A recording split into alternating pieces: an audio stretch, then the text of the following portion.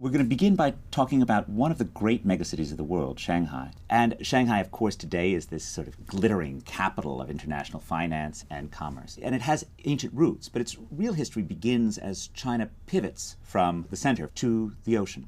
And this really begins in the 17th century. China starts opening itself up to seagoing vessels and towards more international trade. Well, China is even 15th, 16th century more open than many China historians would admit historically, but it is particularly in the 17th, 18th, 19th century, but beginning in the 17th century, China is part of global networks of trade, commerce, intellectual commerce as well. Shanghai is not one of the major ports, but it is a port.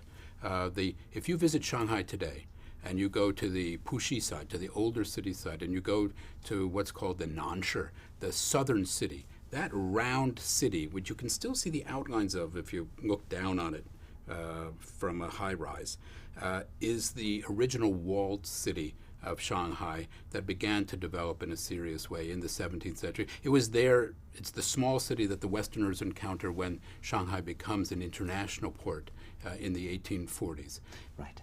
Now, in the 18th century and through the First Opium War, Shanghai, though, isn't the great conduit between China and the West, right? That's another port, Guangzhou, or Canton, as it was called. So the Canton trade, all Chinese foreign trade, until 1842, with the end of the Opium War, all Chinese foreign trade was in one port, in a monopoly port, under a series of monopoly merchants, the so-called Kohang, in Canton. And all of China's trade in and out came through, officially at least, a lot of smuggling, of course, through Canton. And Shanghai becomes, after the British victory in the First Opium War, China is forced to open up 5 treaty ports, as they are called. So places where foreigners get a concessionary right to reside and to govern parts of Chinese territory along the coast in a way that the Qing government has to tolerate.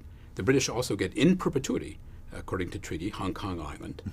But the rest of these are concessions, and it is, of course, imposed on the Qing by treaty. There's no choice. The British win the war. This is what you have to do to end the war. But at the same time, it's very useful for the Qing.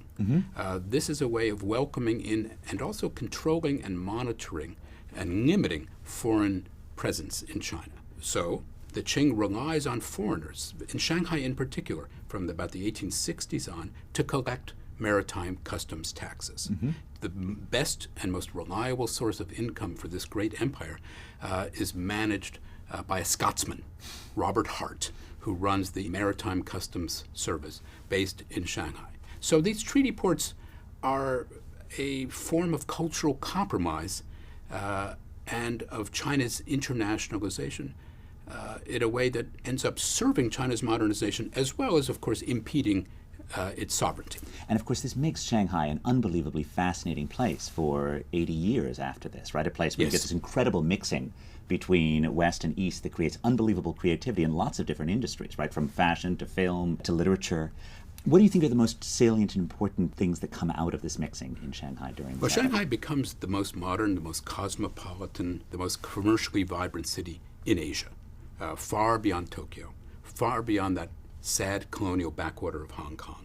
This is the center of East Asian commerce, trade, and culture in this regard.